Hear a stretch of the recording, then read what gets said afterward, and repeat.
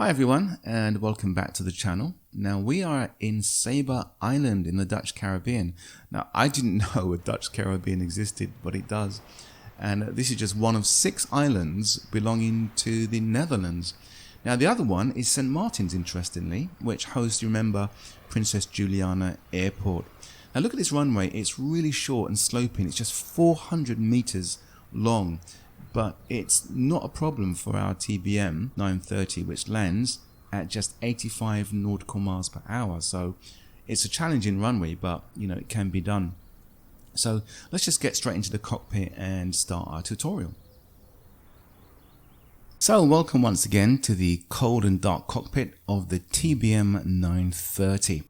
And just before we put power to the aircraft, as usual, we just want to make sure the switches are in their correct position. So the exterior lights are all off, so are the interior lights, and the crash bar and source and generator buttons obviously are down. Starter is off, ignition is auto, auxiliary boost pump is off, and the fuel is in manual, as well as the autopilot trims are off as well. Okay, and just looking down at the lower panel, we have all the switches there are off, parking brake is set, landing gear is down, and fuel is in the cutoff position. Okay, so let's put power to the aircraft, shall we? Just by selecting the crash bar to up and selecting the source switch to bat. And the Garmin's are just going through their usual initialization process. We'll just click this one on. And we should have a TORS test confirmation in just a few moments. TORS system test. Okay. All right, excellent. So now this video is all about CAS Warning Messages. So what is CAS? Well, CAS is an abbreviation for Crew Alert System, and you can see here on the G3000 main flight display, or the MFD for short. Just along the left here you can see a few readouts of our torque prop, NG, ITT, cabin pressure, diff PSI, fuel quantity, etc, etc. But just on the lower left section we have what you called CAS, so that's short for Crew Alert System. And here you will see listed all the different functions of the aircraft. So what's happening with the aircraft, what's the state of the aircraft at the moment, what is switched on, what is switched off, etc, etc. So this is the screen you will see initially when you initialize and put power to the aircraft, and you have a color-coded system. So you have red color-coded messages and also yellow ones too. Now if you have a look up here, the master caution button and the master warning button, they're color-coded too. So obviously the yellow is for the yellow caution messages and the red for the red ones, okay, meaning immediate action is required most of the time on the red warning messages.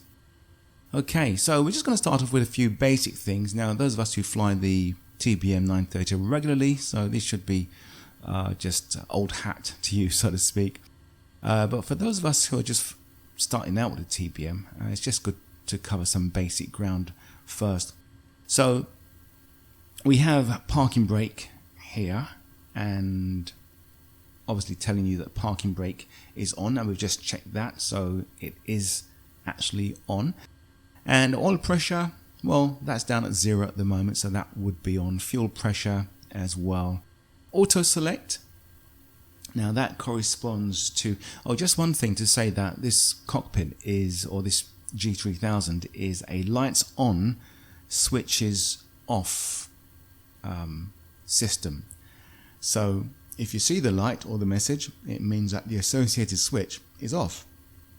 Very different to the A320 Airbus. If you fly that regularly, you know that it's a dark cockpit, so if the the switches are off or the lights are off, then it means that the system, the relative system, is on. But this actually works in the opposite. So, right, so we have auto select, which means that our auto select button is not on at the moment. All right, so these would actually be switched on as you go through your preparation. Okay, so right, now we have main gen here, and that's the one of the switches that we need to actually put on pretty soon after putting power to the aircraft. So that's gone up, and you can see that the main gen has gone off. Now we have low voltage. Now the TBM needs 24.5 volts to operate, but well, you know, it's 24 volts, and this voltage will actually go down the longer we have the system on without engines running. The least voltage it goes to is 21. All right, so yeah, 24 to 21, and it won't go lower than 21. So pretty much so, you're going to have that sign on all the time in your preparation. When the aircraft is actually on, you're going to get 29 volts, so you'll no longer see that message.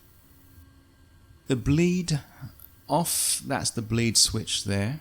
All right, so that's not on at the moment. If we do turn that on, then the bleed switch goes off. Okay, just moving along here.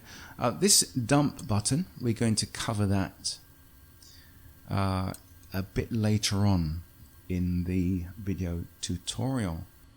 Okay, so we have auto select. Now that is, if we just zoom up here, that is for your fuel. So fuel select, manual and auto. So we switch that on, and we can see that it goes off. So there you are, switch on, and then it goes off.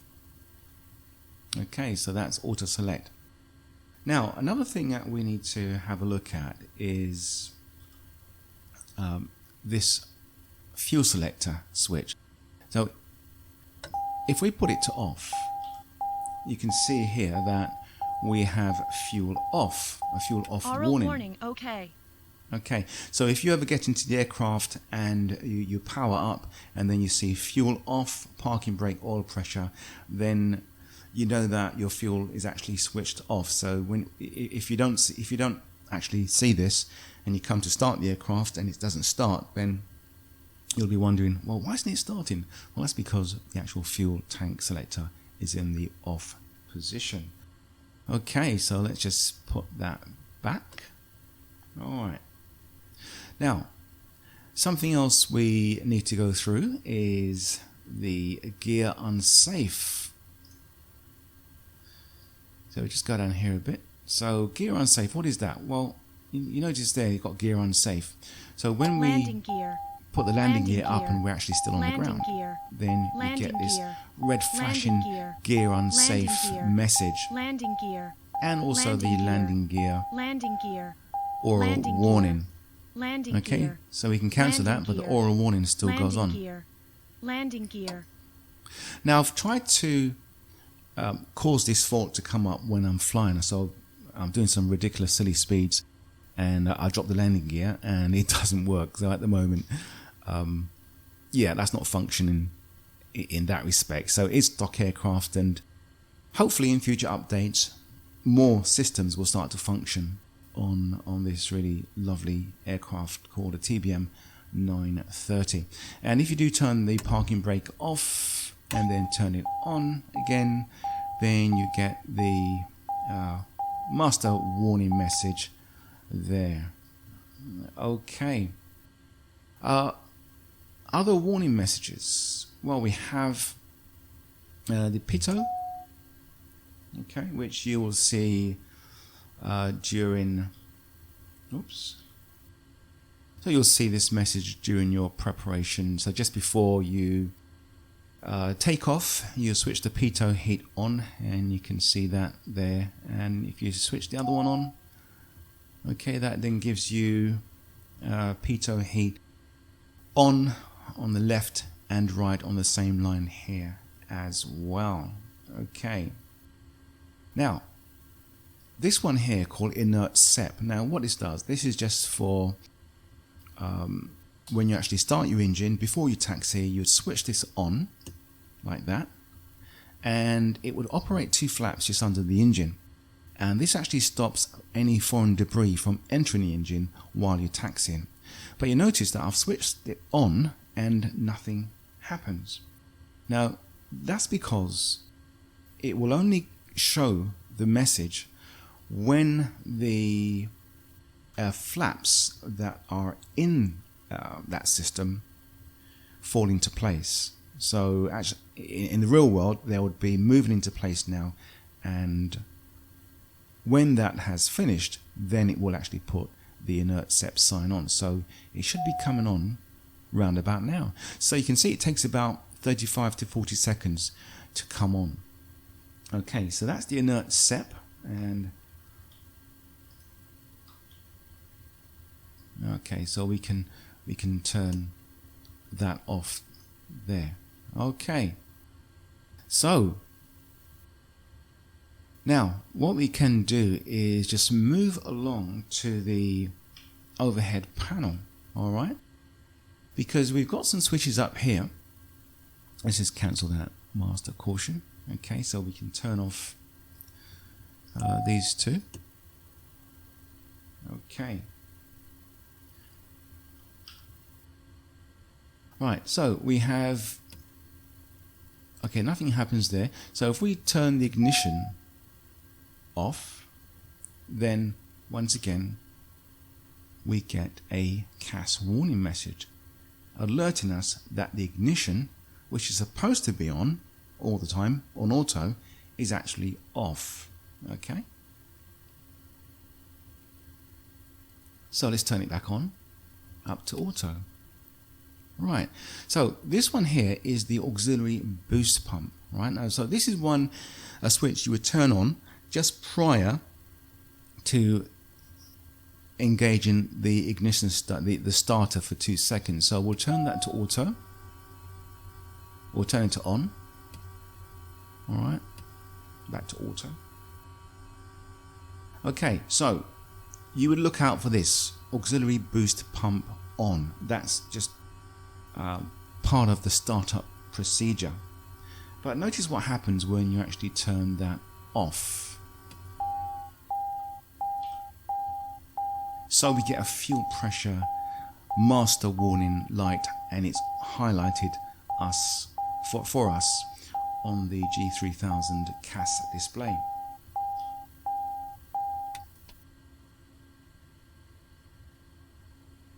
Okay, so that's what happens when you turn that button off. So let's just turn it back on to auto.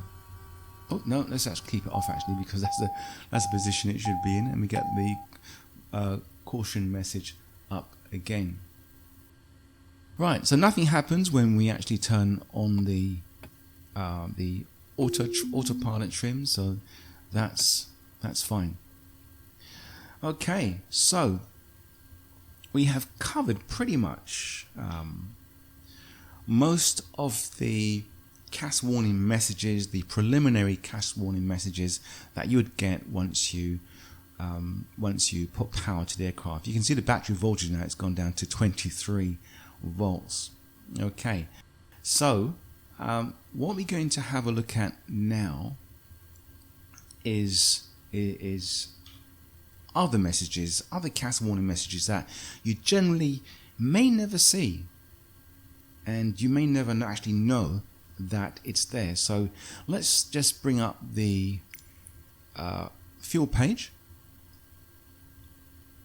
Okay, and this master fuel slider here, so this will actually put fuel in at the same amount on your left and right main tank. So let's just increase that, and then watch this the fuel quantity readouts here. So we'll increase that, and you can see it's gone to 100, and we'll decrease it, and it's gone down a bit, down a bit more. You notice these this part down here, it's shaded yellow. So we're going to decrease the amount of fuel we have in the tanks to this yellow shaded section here. And notice what happens on the display. Right, so we have a fuel low right and left in both tanks. Okay, so that's your CAS warning that you have low fuel. All right, so we'll cancel that. Oops, we'll go back. All right. So that's fuel low left and right, fuel low left and right. But what happens when there's an imbalance of fuel, or one is lower than the other? Well, let's just put that back up. Okay, so what we're going to do now is just decrease one side. Now, actually, let's do that again. Okay, so we have 48. Actually, let's make it 50 if we can. 45. Okay, 45 will do. Okay, so 45 are in both tanks. All right, so let's just move it down. Sorry, on one side. So let's select the left main tank. So, all right, now it's gone to 35 now. Okay, all right, 35. Then let's accept that. Let's go down 26. All right, so we needed down 10 US gallons. 23. Right, okay. So we have a fuel imbalance CAS warning message. Actually, it's not a CAS warning message, it's a CAS caution message, actually. So we need to differentiate the two. These are warnings and these are caution messages. All right. So in the real TBM 930, when there's a difference of 15 US gallons, then that will trigger a fuel imbalance. Okay. So what happens if we go down even lower? So let's go down a bit more. Right, you have a fuel low left and fuel in balance. CAS caution message. Okay, so let's just move this to the side. Right, so which tank are we low on? We're low on the left tank. Okay, so in a real flying situation, you would want to be on the right, wouldn't you? Because that's where you have most of your fuel. Okay, but what if you are in the left tank? So your fuel, your aircraft is flying on the left tank, the tank that has the lowest fuel. So let's switch it. Let's just do this round the other way, shall we? So let's put this back. Okay. Right, so we'll put that back and we'll go back, move that across, make it a bit smaller actually.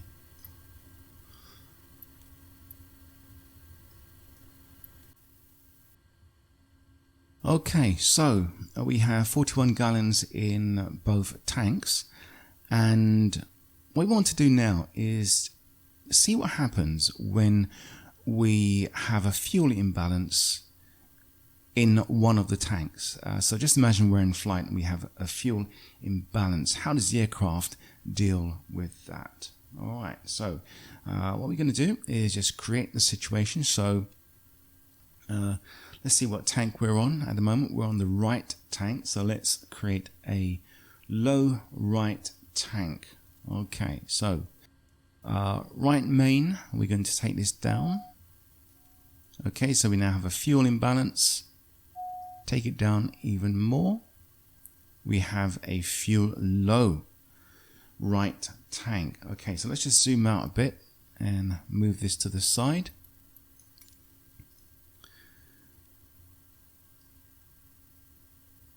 Okay, and don't forget we have the fuel selector switch in auto, and that's where we want it to be. Watch the fuel selector. it's turned automatically to the left tank. And that's exactly where we want it, because that's the tank that has the most fuel in. So this is a feature of the TBM 930 in that it shifts the fuel tank selector for you. In normal flight, it will shift it every 5 minutes. On the ground, it will shift it every 75 seconds. That's 1 minute 15 seconds. And if you have a fuel imbalance, it will shift it after 15 seconds. Okay, so we've seen how it deals with the fuel low and fuel right. So we'll just get the fuel and put that back up. Or just to say as well that with the fuel shifter switch, you can actually shift the fuel manually. So let's just get this out. So you can press the fuel shift button and that will do it manually as well. Okay, so we've covered quite a few standard things here on the TBM 930. But what happens when we're actually in flight? Well, let's go to a flight situation and see what we can discover about the TBM 930 CAS warning, CAS caution messages whilst in flight. Okay, so we are in flight at flight level 200 and we're over Italy at the moment, heading towards Ciampino Airport. So, what you can see immediately now at the moment, if we have a good look at the G3000, you can see that we have a problem. We have the diff PSI, pounds per square inch, at 8. Alright, and we also have two CAS warning messages and a caution message, cabin diff and pressure and autopilot on, yaw damper off. So we can correct the caution, which is to turn on the yaw damper, so that gets rid of one little issue. But how do we deal with the cabin pressure? So this is essentially what we're looking at, cabin pressure, right? So you can see that on this scale here, so we won't worry about the rate of feet per minute. We're looking at essentially the alt and feet. All right. Now we have a scale here of green, so we are in the green. It's pretty low. It's 596 or 600 going up slowly, and we have a globally set level of 10,000, and this is the standard or the maximum cabin altitude that any aircraft should go to. Anything above that, as you can see, the red line is there. It means no. You know, you shouldn't go above that. Now, most aircrafts, I know the Boeing, for example, operates at 8,000 feet cabin pressure altitude. This aircraft operates at 8,133 feet. Now, that is the sim model, the stock aircraft is set at that. Okay, because the difference is more, then it's showing 499. Okay, so you can see the level is rising slightly here. Okay, so let's just check outside and just make sure everything there is okay and no aircrafts are in the vicinity. Alright, so let's just get back to what we were doing. So we have here now, so what do we do? How do we correct this? Alright, well, do you remember earlier we spoke about the cabin, the dump button? So we can lift the guard.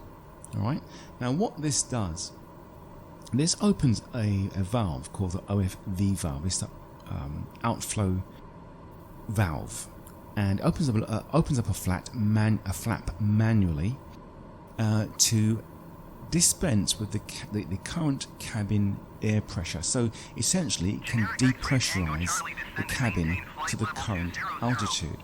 Alright, so our current altitude at the moment is 19350. So what happens if we actually press the dump button? Well, let's do that, shall we?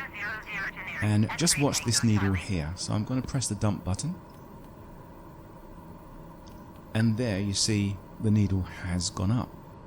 And the diff PSI has gone down to 4. It's gone well into the green. And also the CAS message warnings has disappeared. Okay, so by pressing the dump button, it actually corrects the problem. But the thing is, if we continue to press the dump button, it will depressurize the cabin up as far as 18,000, and we don't want that because, as we said, the maximum allowable cabin pressure is 10,000 feet. All right. So we'd been well into problems if it went beyond that. Now, if we kept pressing the button, depressurizing the cabin, it would go to 15,000 feet. Now, that would be a very dangerous situation because us humans, we don't operate very well on thin, spaced out oxygen particles. Okay, we need it dense, tightly packed together so we can make good use of the pretty much low percentage of oxygen that we breathe normally. Okay, but what we're going to do is just put ourselves into a dangerous situation. Okay, so what we're going to need for this little experiment is our oxygen masks. So we're going to actually take those off and put on our oxygen masks. Okay, so I'll put mine on and you can put yours on. And what we're going to do is purposely depressurize the cabin altitude. Alright, so let's do that, shall we? So we're going to operate the dump button and we're going to send this figure right above 10,000 feet. So let's do it right now. Right, you see it going up there? Okay, it's gone right up. Okay, so we just turn that off. And it literally has gone right up the scale up to 15,000. Okay, so, but what have we got here? We got cabin altitude and use oxygen masks. Caution message and cabin altitude. Okay, message. Alright, so we'll just turn that on to mask. Right, so in a real life situation, you really have to get down very, very quickly to an altitude where you can breathe. So what I'll do, I'll just get the aircraft heading down. Okay, so we're going to put her into a steep dive. And obviously our speed is going to increase. We can cancel the master warning and master caution.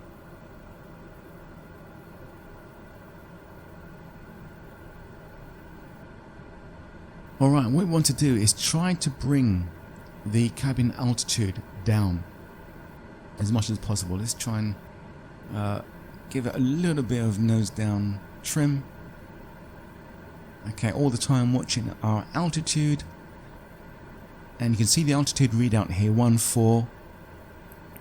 It's lower actually on the altitude tape. You can see the speed trend here, which is showing pretty much like the Airbus A320, the speed trend arrow. We have a speed trend bar here, which is showing us the speed we will attain in 10 seconds if we keep the current speed going. So we've now gone past 266 knots, indicated airspeed, and now we're into overspeed situation. Just keep an eye on our altitude as well. We're at 9,000 feet and we can see the ground. Okay, so let's have a look at the dump button. Did we turn it off? We did turn it off. Right. Now, because our current altitude is actually 7,000 feet, we can go ahead and press the dump button, because don't forget, the cabin now is pressurized to 15,000 feet or more. So we press this and look at the readout. The readout has actually gone down.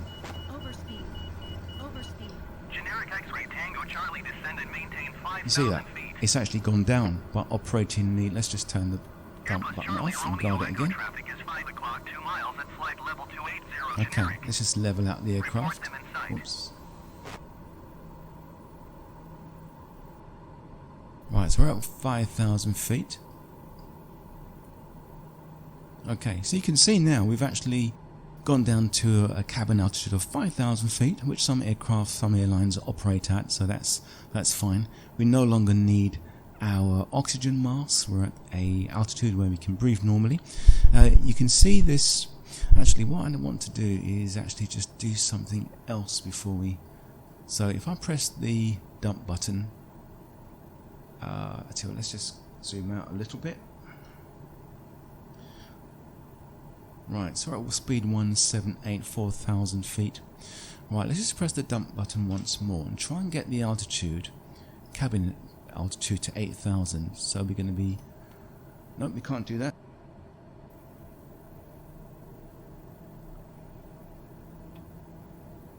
Let's try and get our altitude back up.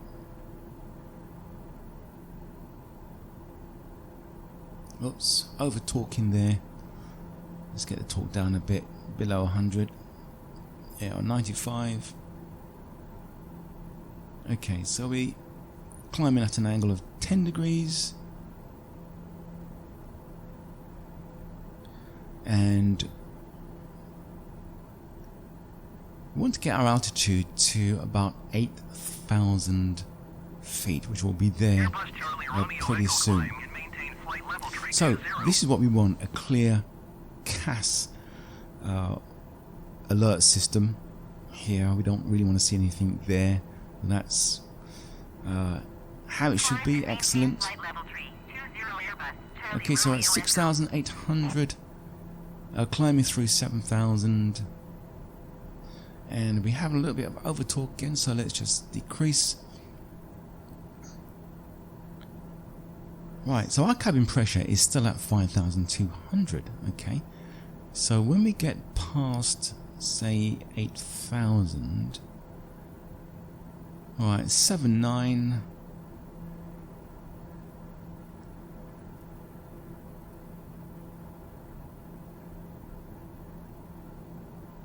Right, okay, so let's leave it 8,000.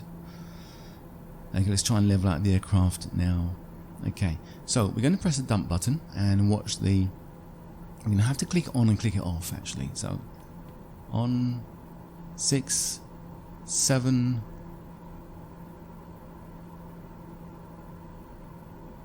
8.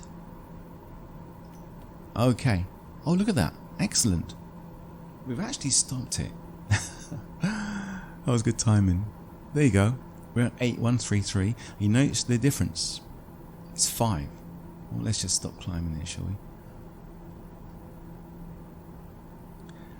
So this is, like I said earlier, this is the cabin altitude that's set for the TBM 930 here on the sim, and it's showing a difference of -5. Okay, so that essentially is are the CAS warning messages that you'll get. So it's not bad for stock aircraft. This has got a fair amount of CAS warning messages, but it has some more, and we're going to go back onto the ground and set up a few situations to show some more CAS warning and CAS caution messages.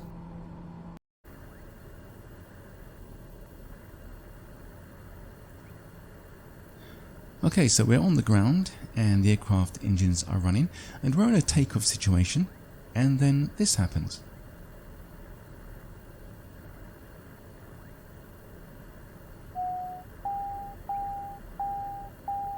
Okay, so what have we got? We have oil pressure. The oil pressure is going down. And we have the oil pressure master warning light. So we'll cancel that. Okay. So we obviously have a problem. There's no way we can take off with this problem unless we investigate it. And there you can see the engine has stopped. It's cut out automatically. Okay, so that is an oil pressure fault, an oil system failure on the TBM 930. Okay, let's have a look at another one.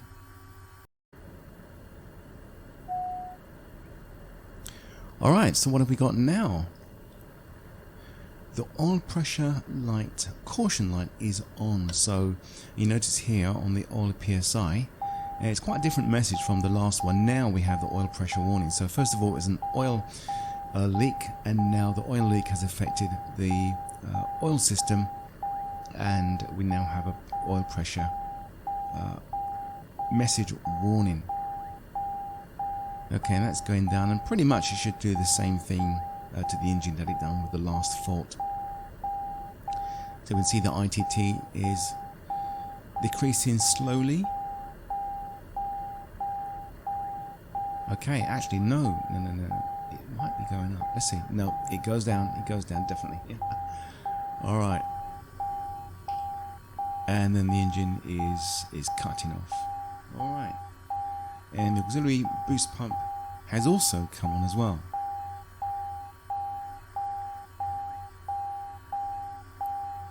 Okay, so let's have a look at another one.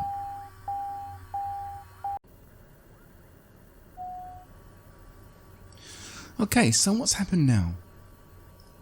Well, let's zoom in. So now we have an auxiliary boost pump on message. Now, this pump should be in auto. Okay, so why has it appeared? Well, let's find out. Let's have a look at the top, shall we? Right, it is in auto. So what's gone wrong? So obviously there's a fault somewhere. Let's try and turn it off. Right, it's gone off. So we assume that there's a problem with the auxiliary boost pump because the message came on. Okay, so now, as we said before, the fuel pressure light has actually popped up. Alright, so that's an auxiliary boost pump failure fault on the CAS crew alert system. Let's have a look at yet another one.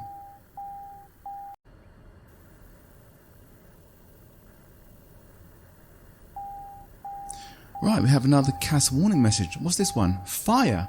Oh my goodness. We do indeed have a fire, so let's not panic. Let's just try and get this control bar down. And if we can, cut the engine fuel off, and we can't get to the fire extinguisher, so let's just get out of the aircraft as quickly as possible. Wow, that was close. Can't do nothing about the avatars, unfortunately, and they'll have to go up with the aircraft. Okay, so what a shame, our TBM 930 is going up in flames. Okay, well, that is the end of the video.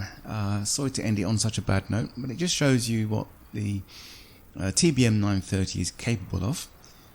And these failures can actually be set up in the simulator if you click on the map world and just click on your aircraft on the top left hand corner, and that will bring you to the failures page, and you can set up your failures from there. So I do hope you've enjoyed this video. I do hope you've discovered something new about the TBM 930. And once again, if you enjoyed this video, please do click on the like and subscribe button, and don't forget that notification bell so you can be notified of further future uploads.